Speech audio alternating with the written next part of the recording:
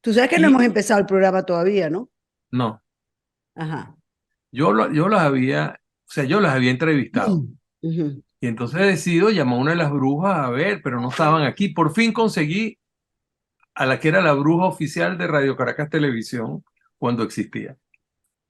Y voy y la entrevisto. Oye, lo que la bruja echó las cartas. Cuando yo le pregunté por la coordinadora democrática, la bruja me dijo, mira, yo voy a echar las cartas, pero te voy a demostrar que eso no sirve para nada. ¿Por qué? Porque las cartas no hablan de los muertos y la coordinadora está muerta. Imagínate, y fue verdad. Bueno, Y no fue sé, verdad. porque ella ha ido mutando, pero mira, vamos a empezar a grabar. Vamos a empezar, pues. At tintaleo.com, you'll find a wonderful selection of children's books in Spanish. From an infinite list of Hispanic publishing houses, we select the best. We handpick every book title. We read them over and over again, fall in love with them, share them with our own kids, and only then we'll share them with you. We created this space because we love our language, our culture, and our roots, and we strongly believe that we can encourage bilingualism through the power of literature. Come and fill your bookshelves with books from tintaleo.com.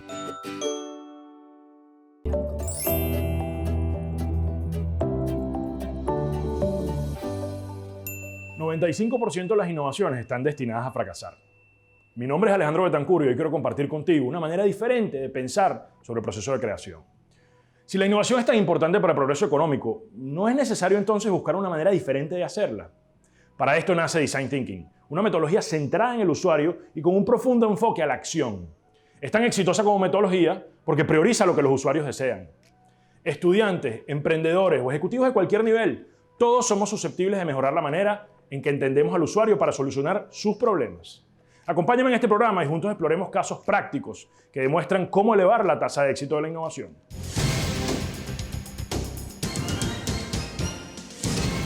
Más información en universidadposible.com. Y tú tampoco lo hagas. Hoy tenemos a un invitado que ustedes lo piden mucho, la verdad.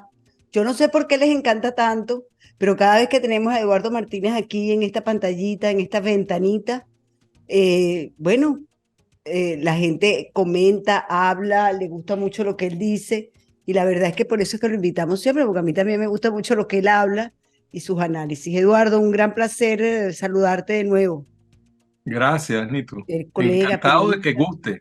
No, a mí me encanta y siempre te leo y siempre te llamo. Por cierto, antes de empezar, quiero darle las gracias a mis amigos Roberto y Grace Arteaga, porque me hicieron esta franela con No Preciosa. Callaré, mi firma. Sí, se las agradezco enormemente, me encanta. Creo, estoy pensando que como que me voy a hacer varias para tener un uniforme, pues. Y así no tengo que pensar qué me pongo hoy, ¿no? Además que me encanta. De verdad, Roberto, Grace, muchísimas gracias y aprovecho para decirle a todos los venezolanos y panameños y colombianos que viven en Panamá que Roberto Arteaga y Grace tienen un emprendimiento maravilloso. Son arepas congeladas, pero de masa con queso. No les puedo contar, uno las pone en el horno 15 minuticos, congeladas tal cual, las saca del refrigerador y las mete en el horno o en un air fryer y no les quiero contar la divinidad que es esa arepa como recién hecha, pero con ese sabor a queso divino. Ellos, el emprendimiento de ellos se llama Graceful Food. Así que búsquenlo en Instagram, contáctenlo y bueno, gracias Roberto y Grace por esta franela que de verdad me encantó. Y bueno, Eduardo, yo te llamé anoche, tú sabes que yo digo la verdad siempre. Yo te llamé anoche, te dije que yo quería conversar contigo porque habían Y con demasiado, insistencia. sí, y con insistencia. Te dije, mira, y quiero saber qué es lo que está pasando. Mira, hay rumores de todo tipo, que si pasó algo en el Fuerte Tiuna, que si hay 3 muertos en el Fuerte Tiuna, cosa que yo no creo. O la gente, o los 3 muertos no tienen familia, que nadie dice nada, ¿no? Este, Además, la cosa es que iban a matar, creo que a Padrino López. Y entonces que no es la primera vez, porque tú sabes que la revolución quiere ponerlos como invencibles, como que tienen atentados y nunca les pasa nada, pero ellos son, tú sabes, Superman y Batman juntos. Entonces, a mí por eso todas estas cosas me suenan como raras. Ese rumor. Después el otro rumor de la candidatura, fíjate cómo me llegó, la candidatura de Lorenzo Mendoza, pero que Lorenzo Mendoza se lanzará o lo dirá en enero, cuando ya hayan pasado las primarias y no hayan dejado inscribir a María Corina, para entonces lanzarse él y arrasar, pues, me imagino, ¿no? Como que no lo van a inhabilitar. Entonces, porque lo que tenemos que tener claro, yo no sé si tú coincides conmigo, que el régimen, si se lo permite la oposición, que por supuesto juega con ellos, va a ir inhabilitando a uno y a otro hasta que quede el candidato que ellos quieren, el que a ellos les conviene, o con el que se llevan bien o con el que pueden negociar. Yo tengo esas dudas ahí que te quería plantear, a ver qué sabes tú, que estás allá en el terreno. Todo es posible en la dimensión desconocida del régimen de Maduro. Todo. Todo es posible que los lleve a seguir teniendo el poder en la mano. Ahí no hay que hay que perder el factor sorpresa. Pero bueno, las organizaciones empresariales y las políticas más aún deben de plantearse todos los escenarios y para cada escenario tener una respuesta. Lo que nos ha pasado en los últimos 20 años es que la respuesta la tienen de algo que nunca se imaginaron, aunque todo el mundo se los decía. Eso sí, es un error garrafal. En política tú tienes que tener siempre una opción en la otra mano. ¿Por qué? Porque puede pasar cualquier cosa. El candidato se te puede morir, el candidato se puede enfermar, el candidato salió desnudo en la Plaza Altamira y ya no puede ser candidato. Y eso le puede pasar al gobierno también, que lo agarren con los pantalones abajo. Todo eso es posible. Bueno, pero en una democracia, Eduardo, porque tú agarres a este régimen como lo agarres con los pantalones abajo, con los pantalones arriba, tienen el poder de la fuerza, tienen los militares, tienen las fuerzas de seguridad. La hegemonía comunicacional. La hegemonía comunicacional, tienen todo. O sea, ahora fíjate, vamos por parte. Tú nombraste primero un episodio en Fuerte Tiuna que todo el mundo ha oído. Hasta el momento, todo el mundo sabe que pasó algo. Bueno, esta semana, después de casi 3 semanas, el comentario extraoficial que ha salido de fuentes del gobierno es que eso fue una pelea doméstica por el control de uno de los apartamentos en Fuerte Tiuna.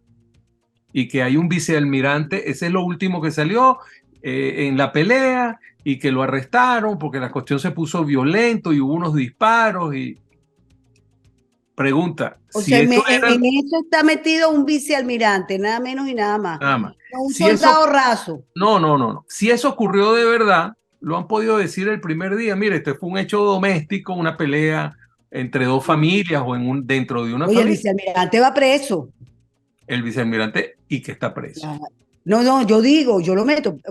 En una democracia va preso por mala conducta, por mal ejemplo. ¿Tú sabes lo que es un vicealmirante en una pelea doméstica? Bueno, por un apartamento. Pelea por el control de un apartamento o dentro de un apartamento, porque tampoco son muy ambiguos cuando lanzan esos comentarios. Pero pasaron casi 3 semanas por algo que ha debido ser un suceso de última página del periódico. Bueno, con decirte que han dicho que era que ¿cómo se llama? Que Padrino estaba con un amante y llegó el marido del amante. O sea, yo he oído de todo. Y tú sabes que yo me río, ¿no?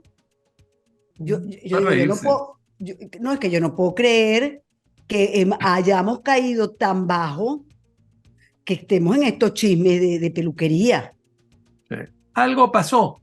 Pasó, pero no es eso. Yo creo que yo te digo una cosa que es mi pensando mal. Algo pasó.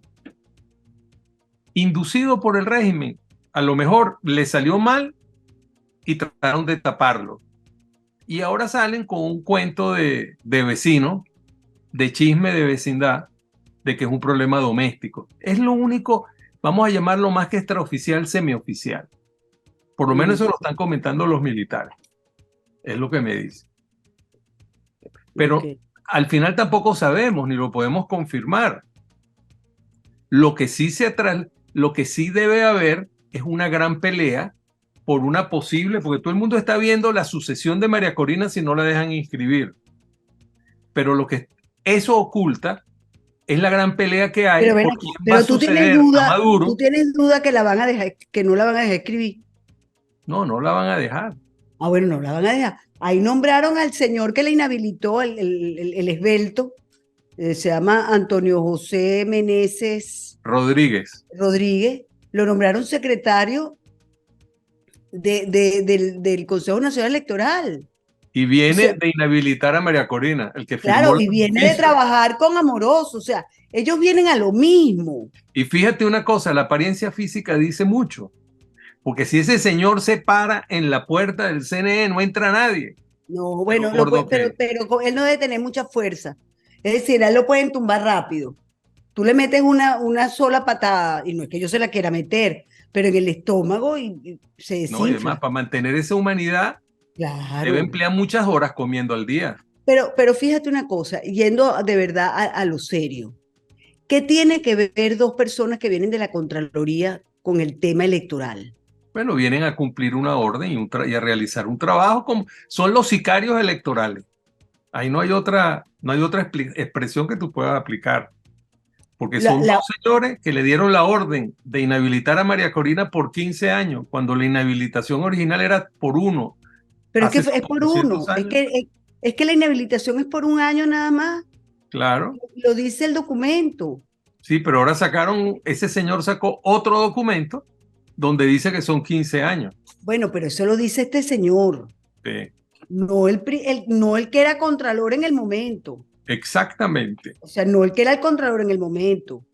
Ahora, se reimprime por error de copia. Ahora, fíjate una cosa. ¿Qué sientes tú con el ambiente de las primarias? Porque oigo a Capriles decir, y eso que no hemos terminado, ya después hablamos del otro tema. Capriles ha dicho que no hay ambiente de elecciones.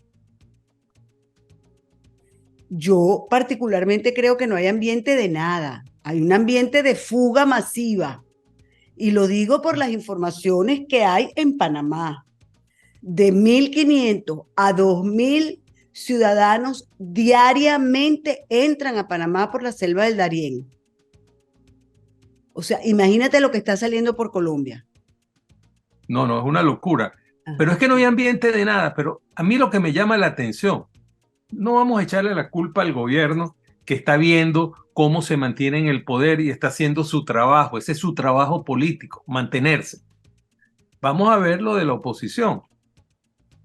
La oposición cambia de una manera que yo no logro entender por qué lo hace. Las dimensiones de las cosas, de las tareas que tiene que hacer.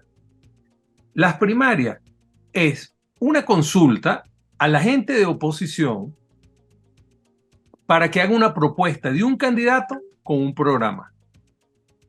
Y cuando pasan las primarias, gana alguien y tiene en una mano, tiene la propuesta para gobernar este país, los cambios que hay que hacer. Eso es una propuesta al 100% de los electores. Si votan 100 personas, 100.000 o 10 millones, bueno, la propuesta cuenta con mayor o menor fuerza a la hora de la partida electoral, de la campaña electoral. Pero es una propuesta. Lo que se está definiendo no es un presidente, es una propuesta. Y esa propuesta es del sector que va a cargar como un San Benito por toda Venezuela ese candidato, hablando de lo que va a hacer para recuperar el país, para regularizar el país. La oposición entra en el juego de que eso va a ser determinante. No va a ser determinante. Lo más fácil de esto es la primaria. Lo que viene después, lo difícil, que tienes que llevar al candidato por todo el país, que tienes que vencer todas las marramucias que hace el gobierno para que tu candidato no entre a las ciudades, los cierres de los canales de comunicación para que no pueda transmitir su mensaje y su propuesta de gobierno. Pero si son 100 personas las que votan en las primarias, o son 100.000 o son 10 millones, es un éxito en cualquier caso, porque tú lo que estás elaborando es una propuesta de candidato y de programa. Porque la otra cuestión es los partidos que empiezan, partidos que controlan a la oposición, que empiezan a maniobrar para imponer su candidato haciendo lo que el gobierno quiere hacer. Porque lo único que le falta a Maduro es meter la experiencia de Pérez Jiménez de un plebiscito, que es la única manera como puede ganar. Igual que hizo Pérez Jiménez en el año 57, un plebiscito. Entonces, quieren tener un solo candidato, quieren aprobar una norma, un reglamento de sustitución de candidato, pero que lo impriman ese reglamento en buen papel, porque el gobierno va a ir eliminando candidato tras candidato que la oposición designe. Y la Ahora, fíjate oposición que me entra dice, también en ese juego. en tu análisis me dice, las primarias es una elección, una propuesta que se le plantea a la gente y la votan, o varios candidatos, y es una cuestión, vamos a decir, interna de la oposición. ¿Por qué si es así, el régimen la ha querido bombardear tanto, o la ha bombardeado tanto, inhabilitando a los candidatos de las primarias, por una parte, por otra parte, prácticamente obligándolo a hacerla con el Consejo Nacional Electoral? Dicen todavía que tienen una carta bajo la manga en el Tribunal Supremo de Justicia, en la cual la van a inhabilitar porque no puede haber ni siquiera una elección de reina de carnaval si no participa el Consejo Nacional Electoral. Eso es lo que dicen. Bueno, y tú ves toda la propaganda de los voceros del régimen en contra de María Corina, sobre todo eso es lo que a mí me llama la atención, porque es en contra de María Corina. O sea, María Corina es la culpable de las sanciones, María Corina es la culpable de que se robaron 23.000 millones en PDVSA, María Corina es la culpable de que no construyeron el segundo puente sobre el Orinoco, María Corina es la culpable de que se robaron los reales del tren Tinaco-Tinaquillo, María Corina es culpable de todo, porque a los demás no los nombran. No, en absoluto. No, es todo contra María Corina. Es de verdad, una misoginia contra ella impresionante. Que arranca con la misma gente de oposición. Que arranca, bueno, que siempre hemos sabido que nunca la han querido. Claro. Entonces, fíjate, cuando tú me dices, bueno, porque entonces los partidos políticos, pero es que los partidos políticos están trabajando para el régimen. Si nosotros entendemos que los partidos políticos, esos que llaman el 4G, y el régimen son el status quo, son la nueva élite venezolana, porque además son todos ricos, todos, de un lado y de otro. Las casas donde viven, los carros en los que andan, los colegios que andan los muchachos, los viajes que hacen por el mundo, las cuentas que tienen en los bancos, todo te demuestra que son la nueva élite del país. Entonces ellos están trabajando para mantener el status quo. Mientras tanto, tenemos una población que huye en masas, en oleajes de Venezuela, porque no hay oportunidades. En estos días me contaba una amiga que vino de visita que definitivamente se había roto la burbuja que había en Caracas, que habían cerrado, me dijo algo así como 80 restaurantes, que quedaban pocos, que ya se veía otra vez, tú sabes, las restricciones. No sé, dime tú. No, es que la burbuja era publicitaria, porque era una situación insostenible, el gobierno contratando artistas internacionales para traerlo, para señalar de que todo estaba de nuevo como antes, iba bien. Negocio, venía un primer ensayo que hicieron con los bodegones y se instalaron tantos bodegones que al año empezaron a cerrar, porque ya la competencia no daba, ya antes tú conseguías en 2 o 3 bodegones grandes la Nutella, que no se conseguía, y ya, pero al final había en todas partes, hasta el que creo que limpiaba zapatos te ofrecía un pote de Nutella. Eso es insostenible. Ajá, pero en medio de todo esto, Eduardo, ajá, entonces vemos lo que, para retomar el tema, veíamos el tema, tú me hablabas del tema de los partidos políticos, de esto que llamamos el G4. Ahora vemos que Rosales y Capriles forman una alianza, Rosales para apoyar a Capriles, aunque Capriles está inhabilitado. Y Entonces, nadie lo dice. Ajá, entonces uno oye por el otro lado, no, vale, sí, María Corina Raza, pero está inhabilitada. Después va Capriles, pero está inhabilitado. Entonces se va a colar por los palos Prosperi. Y han sembrado, han instalado una matriz de opinión de que María Corina no se va a poder inscribir, de que el otro está inhabilitado y que terminará ganando Prosperi. ¿Tú qué Puede me ser dices de todo Prosperi, esto? puede ser Manuel Rosales, pueden inventar algo. O la diferencia a favor de la oposición es tan grande que pueden apoyar al otro candidato o precandidato que está corriendo en secreto, que es Lorenzo Mendoza. Que fue la pregunta de inicio, De como inicio, arrancamos. Sí, Lorenzo ¿tú has Mendoza, oído eso también? sí, eso se ha oído. También se ha oído que está montando comandos de campaña, pero que hasta enero no va a abrir la boca porque va a esperar que María Corina ya sea definitivo, que no se puede inscribir como candidata, a pesar de que gane la primaria, y apuestan a que la oposición esté enredada Pero él está entre en ellos. contra también de María Corina Machado, te pregunto, porque es que como A son mí no me todos, parece, no, no, a mí no me pero parece. él siempre estuvo con Capriles. Sí, pero también hay ahí una cosa. Mm. Acuérdate eso que dicen, yo no quiero que me nombren, sino ser amigo del que mande. Los intereses de un grupo económico tan grande, les interesa ser amigo del gobierno. Ser amigo para ellos de este gobierno sí, les ha sido muy difícil. Pero Pero es la única empresa que se mantiene. bueno, de las grandes es la empresa que se mantiene y empieza a ser más grande fuera de Venezuela que en Venezuela. No, y a mí me parece muy bien que se haya mantenido, pues si no, ¿qué come la gente? Nada, por eso el Nada, gobierno también lo tolera, claro. porque el secreto de la Polar es el subsidio que hacen con la cerveza de la harina pan. Por eso es Eso que me se lo han contaste mantenido. en un programa, Sí. sí. Ahora, Ahora, fíjate, ah, a mí Lorenzo Mendoza es un personaje que me cae muy bien.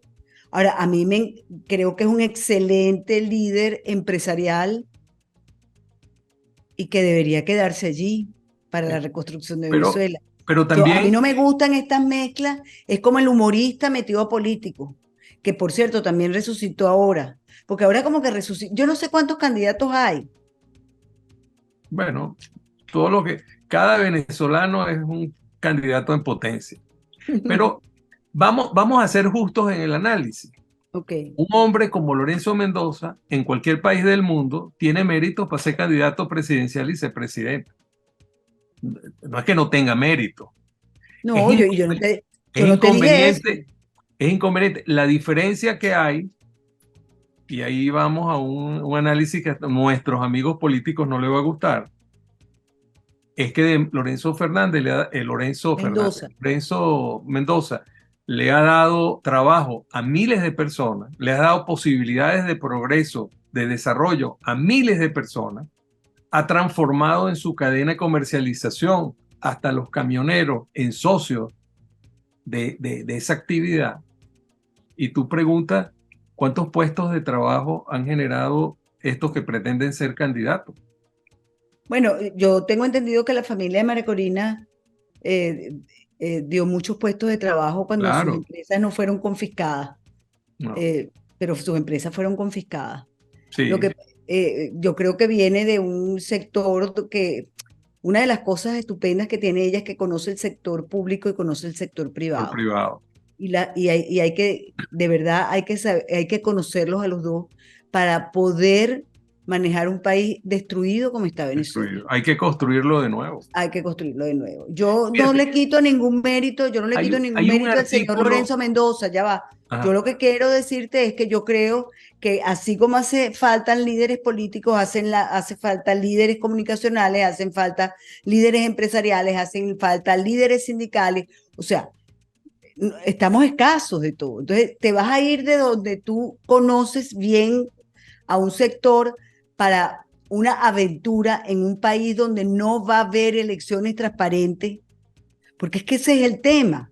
O sea, fíjate que yo te hablo de las primarias y yo te he dicho a ti que yo voy a votar en las primarias si es que las hay, pero hasta ahí, porque con ese rep, con el señor Amoroso, que es peor que la señora Tibisay, que ya es mucho decir.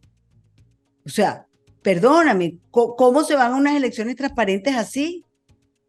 ¿Cómo acaban de anunciar el cierre del rep? Y yo me pregunto, ¿y cuándo lo abrieron? Bueno, yo no conozco a nadie que se haya inscrito. Si los muchachos cada vez que se querían inscribir le decían que volvieran en un mes, y entonces te dicen que van a votar 20 millones, y yo digo, 20 millones. Pero si en Venezuela habíamos 30, se fueron 8, quedan 22. Entonces 20 son mayores de 18 años, pero bueno, yo te voy a decir una cosa. A mí ese número ya me parece una locura. No, las cifras que maneja el gobierno son de fantasía, de ciencia ficción. Bueno, no de ciencia, de ficción. De ficción barata. Ciencia no tiene ninguna. Mm. Pero es que cuando tú jurungas los números de los electores, cuando tú jurungas las cosas que hacen, mira, yo recuerdo un chiste que sacaron en los años 90, que tenía que ver con el caudillo Alfaro, que decían que si a Alfaro Usero lo dejaban manejar el CNE, iban a unas elecciones, montaba una pelea de gallo allá en Monagas, de donde era él, entre un cochino y un gallo de pelea, y ganaba el cochino, si él lo apoyaba. Y con esto ocurre lo mismo. Ellos necesitan las elecciones como el parapeto para decir que en este país, un país democrático, que la gente vota, no que la gente elige. Y eso es la diferencia. Aquí la gente no elige. Aquí la gente va a votar. El que elige es el CNE con todas sus trampas, que además es una trampa que no solo se le debe al CNE, es una trampa donde actúa la Contraloría, donde actúan los tribunales, donde actúan la fiscalía, donde todo el mundo hace algo.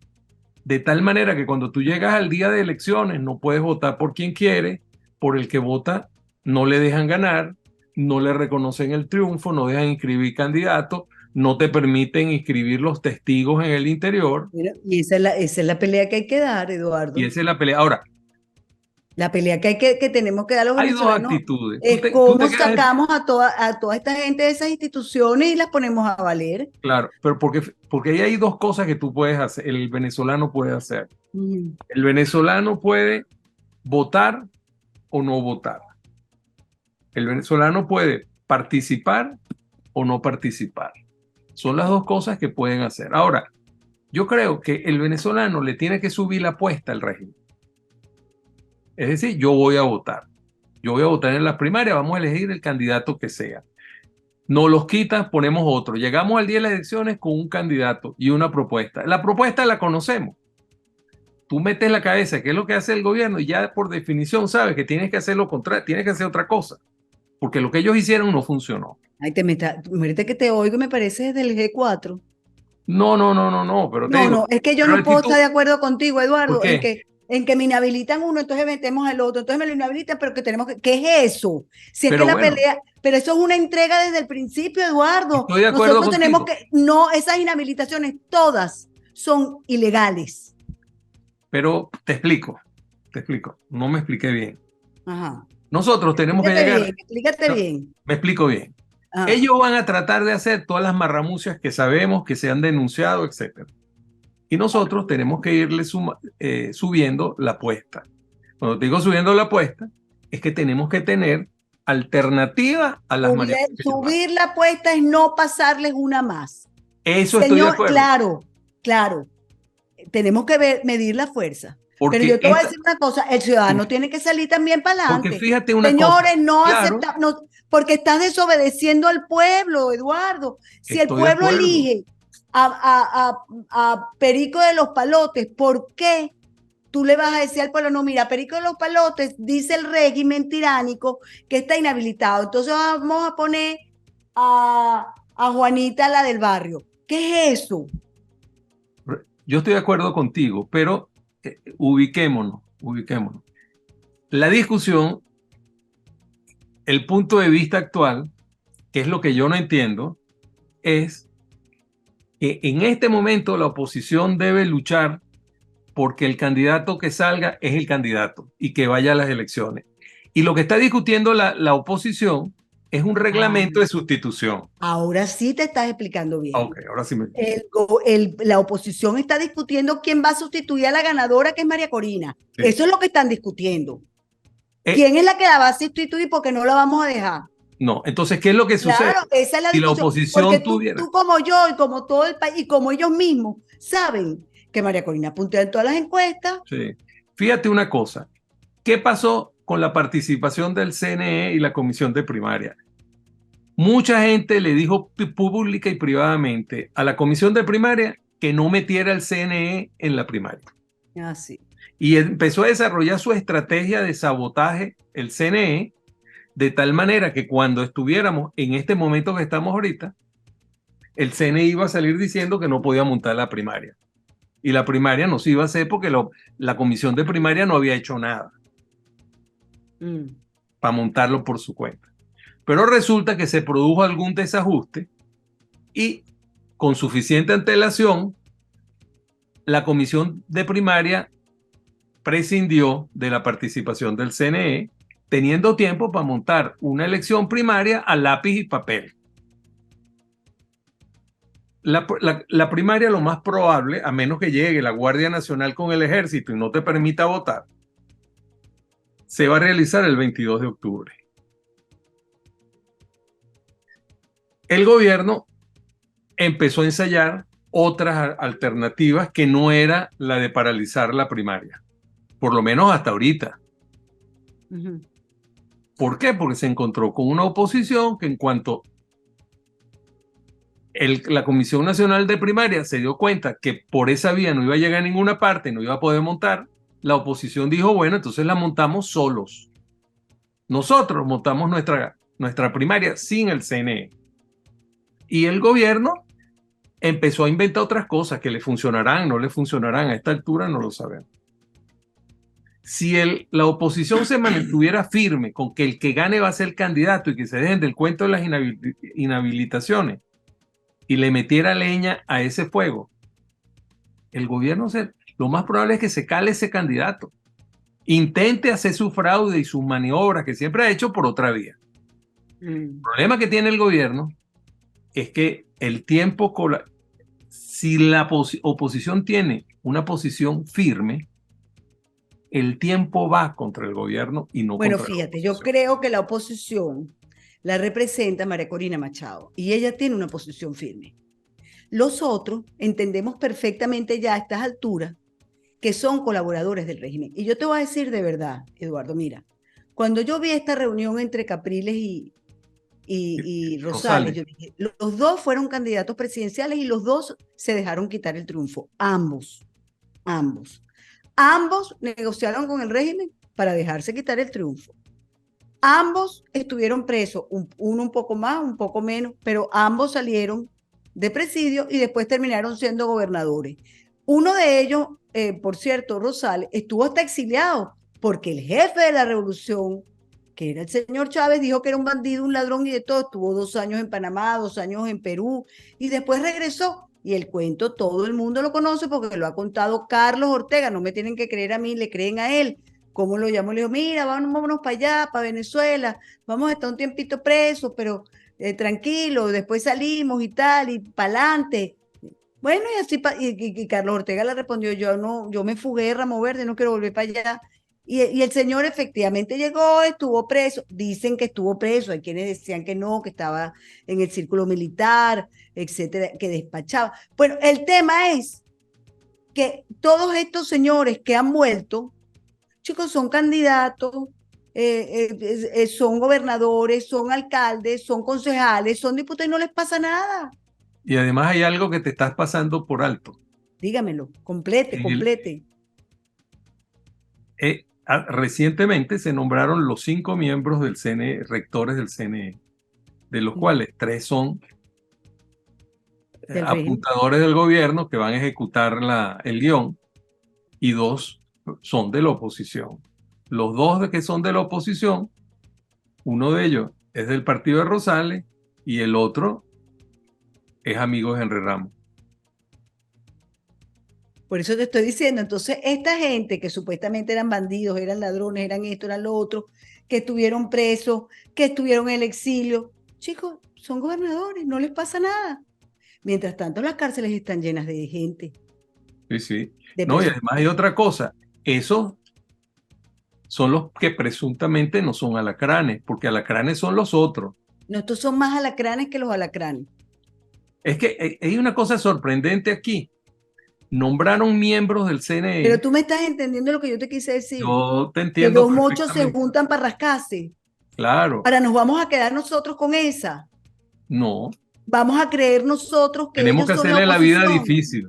Ah, bueno, entonces. Hay que hacerle la vida difícil. Eso me refería cuando te decía, en cualquier circunstancia, yo voy a votar en las primarias, en cualquier circunstancia, yo voy a votar en las elecciones nacionales. ¿Ok? Pero hay otro detalle que apareció hoy en la prensa y muy bien montado la nota en un portal que se llama Contrapunto, firmado por un periodista bien interesante que se llama Yahvé Álvarez. Están pensando adelantar las elecciones. Un adelanto bueno, tienen meses en eso. en su nota de Ellos las prensa. quieren adelantar, pero que entregan en enero del 25. Sí. O sea, ¿para qué tú adelantas las elecciones o sea, tú no puedes, si tú adelantas las elecciones porque tú pretendes entregar antes. Entregar antes. Pero no solo eso, según las informaciones que maneja el periodista, el Poder Ejecutivo convoca la hipotética activación del Plan República para evaluar la posibilidad de adelantar elecciones presidenciales. ¿Cómo es que tú para adelantar unas elecciones consultas a la Fuerza Armada? Yo te digo sinceramente. O sea, aquí hay algo, porque lo que o no se dice es que el partido más fuerte en el poder en Venezuela no es el PSUV, es la Fuerza Armada que dirige Vladimir Padrino López. Ese es un poder real. Ese es el partido de los militares. Tú sabes que yo creo que sí, que eso puedes tener razón, pero creo que eso está muy segmentado. Él ahorita porque es el ministro. Sí.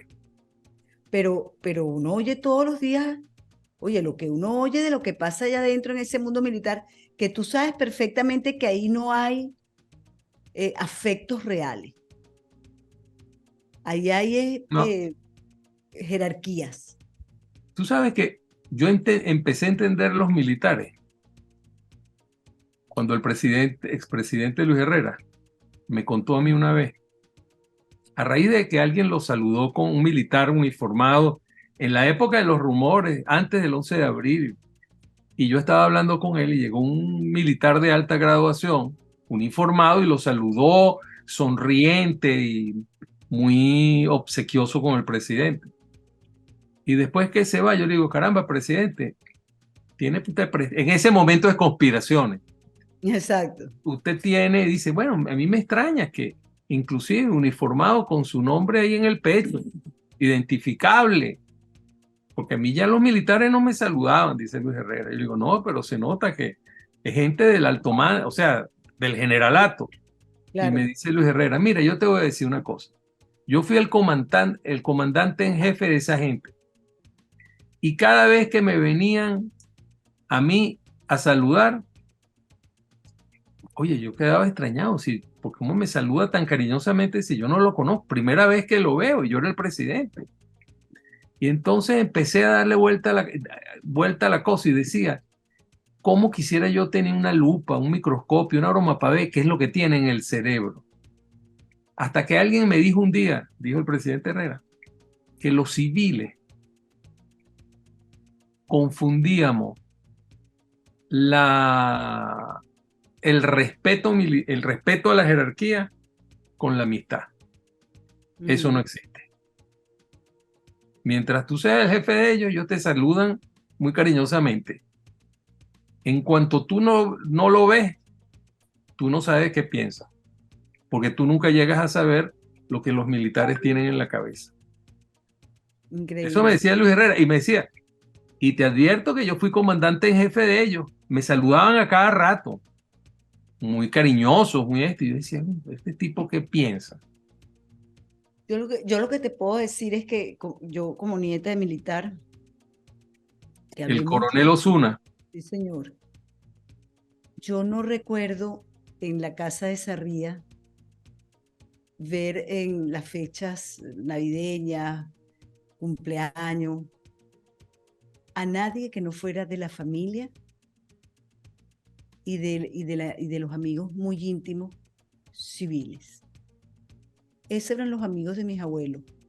Te cuento una cosa, porque yo fui a esa casa mucho tiempo después de eso, ya tu abuelo no estaba vivo, Ujú. que yo vivía a 2 cuadras de ahí, era muy amigo de Bernardo Level, y él siempre ayudaba a Claro, la juventud, y él vivía en esa casa con sí, su claro. mamá, Bernardo Lebel en una casa al lado. en una casa al lado, pero... Y yo recuerdo Ahí.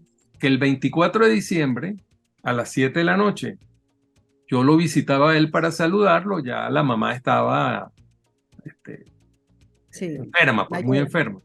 sí, Y el mayorcito. 31 de diciembre, que lo pasábamos también en mi casa, yo pasaba temprano por donde Bernardo, que él vivía con su mamá y 2 señoras que asistían a la mamá.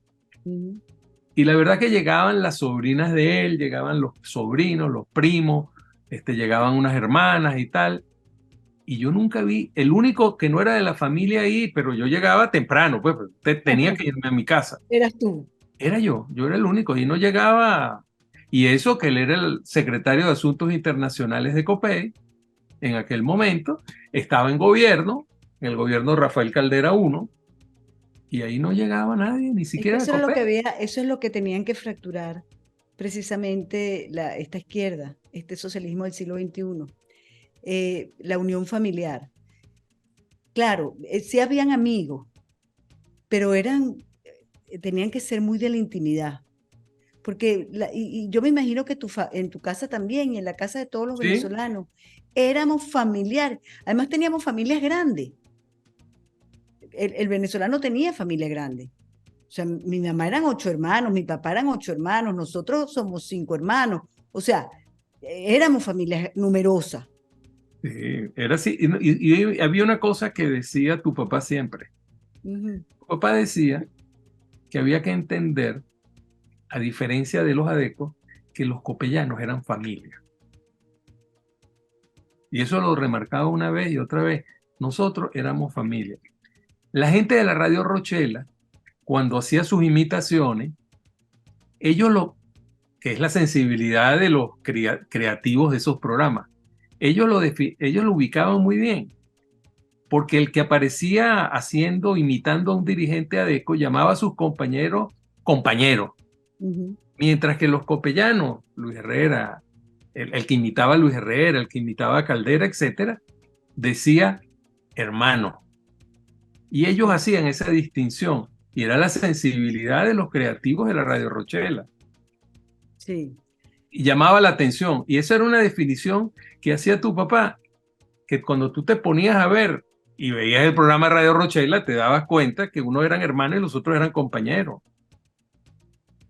Esa era, Sin embargo, recuerdo que grandes amigos de mi papá eran adecos. sí, Yo de verdad tengo en mi cabeza grandes recuerdos de adecos que eran amigos de la casa. Eran de verdad amigos.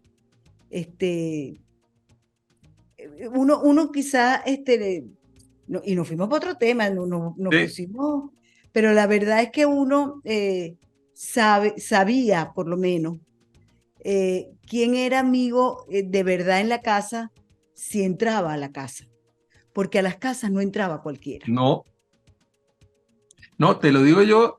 Yo recuerdo que tu papá llamaba a veces cuando había algún tema complicado y me decía, ¿qué estás haciendo? Bueno, estoy aquí en la oficina. Entonces después decía, porque fulanita me trajo un dulce de lechoso, un dulce de guayaba y he comprado un queso que le cae de lo mejor. Es Vente verdad. esta tarde a las 4 de la tarde o a las 3 de la tarde o a las 5 de la tarde. Y cuando tú llegabas allá, bueno, yo varias veces hablando con tu papá llegabas tú, o como Así. llegaba Japo, o como llegaba Gustavo. Ujú. Y entonces, pero llegaban también a Deco. Y merendabas divino. Ah, no, siempre, siempre, siempre. Pero Sí, era siempre. ¿cómo se llama? El know-how de tu papá era el dulce que alguien le había llevado con un queso que él había comprado. O el dulce de Durano que se hacía en la casa, pues en la casa se hacían unos dulces divinos. Mira, Divino. ya nos fuimos a la parte, tú sabes que estas cosas lo ponen a uno sentimental. Es que lo cotidiano es lo que te mantiene a ti en la lucha y siguiendo, porque sabe que hubo algo mejor, que hubo algo bueno, que ya no lo tenemos y que uno debe luchar por eso. Porque tú estás en Panamá, porque el régimen no te quiere aquí. ¿Ok? Yo estoy aquí porque quise y pude quedarme aquí. ¿Hasta cuándo? Nunca nadie sabe nada. Porque este es un régimen donde los que no están presos son sospechosos. Y eso incluye a los chavistas. Y muchos chavistas no se dan cuenta de eso. Que ellos también son sospechosos. Que ellos también, la diferencia es que nosotros decimos las políticas de este gobierno y el chavista dice, le metieron en el cerebro, le programaron las sanciones y el imperialismo y las grandes empresas y en un discurso de los años 40. Y no se dan cuenta que el mundo cambió, que ya el mundo no es así. Y hay dirigentes políticos de la izquierda latinoamericana que se han venido dando cuenta de eso, en mayor o menor medida. Porque el presidente de Chile, Boric, donde hay un comunismo de los años 40 todavía vigente, o el presidente Petro de Colombia, que se está dando cuenta que los compañeros de viaje son los principales enemigos que ellos tienen, que él tiene, y en Centroamérica hay otros tantos. Fíjate que la izquierda mexicana, incluyendo a López Obrador, y eso me lo explicaba un politólogo mexicano muy interesante que se llama Fernando Basúa. Ellos dicen, una vez estábamos hablando del izquierdismo en México, él vivió aquí en Venezuela en 2 oportunidades, y él me decía, no, Eduardo, eso no es así. ¿Tú has visto un analfabeta bracero mexicano que quiere irse a Cuba? ¿Tú has visto que hay barcos que van a Cuba porque la gente huye? No. No, yo El lo veo, bracero yo veo mexicano que quiere todo el los que dólares. huye, yo veo que todo el que está huyendo de Venezuela busca pasar la selva del Darién para llegar a México y terminar en los Estados Unidos. Entre ellos, chavistas. Es que a mí lo que Claro, me llama la atención es que odian al imperio, es su enemigo, pero quieren irse a vivir para allá. es así. No, El yo no dólar conozco a manda. nadie que huya para Cuba. No, No en lo, absoluto. en mi vida lo he oído. Ni Mira, se quiere Eduardo, ir a Rusia. así es. Mira, se nos acabó el tiempo, pero temas que nos quedaron, porque Claro. por ejemplo yo te quería preguntar por Tarek El Aissami, que ahora No todo el sé, mundo, no. Hay que publicar un aviso de que se busca. pero dicen que vuelve. Bueno, Dicen que de los 40 presos, si quedan 10 es mucho. Eso es bueno, lo que dicen, yo no sé. rotan. Eso, Sí. el principal problema es que tenían que devolver 3.000 millones y el que los tenía que devolver lo encontraron muerto. Que estaba preso, que fue el primer muerto que murió, nadie sabe cómo. Sí, esas muertes repentinas. Si Mira, fue pero con los bueno, 3.000 millones, no sabemos. así es. Yo Y un tengo que poner, saludo a donde esté a Yurate Rosales. oye, sí, de verdad que sí, la conocí poco, no como tú, pero las veces que conversé con ella, quiero que sepa, una vez me hizo una entrevista que transversó algunas, no transversó, mentira, opinó de lo Sí. que yo dije, pero bueno, tampoco la llamé para eso ni nada, porque yo conozco las tremenduras de nosotros los periodistas, de algunos de nosotros los periodistas. Entonces, pero la verdad que muy grata No, y una una mujer persona con la que se podía, con una cultura enorme. no solo enorme, ella de una experiencia de vida De tenebrosa, vida, muy claro. terrible. Como decía ella cuando le prohibieron la salida del país hace unos pocos años, yo le pregunto, ¿y cómo se siente? Y me dice, bueno, a mi edad ya yo le había dicho a mis hijos que no viajaba más, que vinieran los que estaban afuera a visitar. Yo no Y sabía que ella le habían prohibido salir del país. sí, yo le pidieron ella, eso fue una decisión por algo que repitió Nuevo País en el periódico. Y entonces la vicepresidenta, que es Graciela Requena, que tú conoces, a Graciela Requena, a Francisco Poleo, el hijo de Rafael, a Luis Camacho, el gerente de producción, y a Yurate le dictaron orden de prohibición de salida del país. Y después, y anulación del pasaporte. Y después, a Graciela Requena le dictaron orden de captura y ella se fue. Francisco ya se había ido antes. Luis Camacho, yo le pregunté un día al gerente de producción que ha vivido toda la vida en Katia. Yo le pregunté que cómo iba a ser él. Un tipo que tenga dinero. Y él me dijo, mira Eduardo, yo jamás en mi vida he sacado pasaporte. Nunca he viajado fuera de Venezuela. ¿Qué quiere que te diga? Nunca lo molestaron. Y Yurate. Y a Jurate tampoco. Ya tenía más de 80 años. Claro. Y entonces cuando yo le pregunto, me dice, no, me dijo ella como fastidiada, me dijo, bueno, mira, yo sobreviví el régimen nazi, yo sobreviví la invasión soviética, tuve que unir a Francia, no sé qué, soporté parcialmente la dictadura de Pérez Jiménez. ¿Qué me van a hacer? No, pero bueno, la verdad es que conversar con ella era conocer la historia contemporánea más terrible. Ella tiene un libro que se llama Los Godos. Primera edición en Venezuela se llamó Los Godos y los Bálticos, donde ella cambió la historia de lo que se conoce de Europa con documentación. Por supuesto, hay gente que le cayó encima, por historiadores que habían dicho otra cosa. Claro. Pero ella descubrió que Europa tenía una historia tan vieja como los egipcios de civilización. Y dice cosas impresionantes en ese libro, como por ejemplo, que si hubiera sido por los romanos, los occidentales se vestían con batola. Y los que impusieron en Europa pantalón y camisa fueron los godos que venían de Lituania, de donde era ella, y Letonia. Y después hizo una investigación filológica. Qué interesante. Interesante. ¿Y ese libro no lo van a reeditar? Mira, ese libro, las ediciones en Venezuela se agotaron. Por Después eso sería bueno reeditarla. Después se hizo una edición, 2 ediciones en Europa de la editorial Ariel. Y posteriormente, una edición en inglés en Estados Unidos, que es la más reciente de las ediciones. Vamos a ver si la conseguimos. Pero es muy interesante ese libro de los godos. Sí, bueno, mira, es lamentable la pérdida de Jurate. Sí. Sin embargo, vivió 93 años, o sea, fue una mujer que No, vivió. este sábado iba a cumplir 94. Imagínate tú, qué barbaridad. Yo no digo 93, yo digo 94 porque 5 días. Claro. En 365 es ya. Bueno, un abrazo desde aquí a sus familias, a sus hijos, a sus compañeros que tantos años trabajaron juntos. Y bueno, como tú dijiste, que donde quiera que esté, un gran saludo y las oraciones nuestras con ella. Gracias por la invitación. Eduardo, nos tenemos que ir, pero con el compromiso de que volverás pronto para hablar de lo que se nos quedó en el tintero y de lo que vaya a suceder, porque en Venezuela todos los días pasa algo. Claro, porque esta gente no se corrige, no aprende.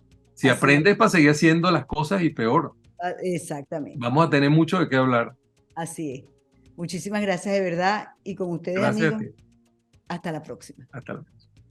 Si te gustó este contenido, suscríbete a nuestro canal y activa las notificaciones.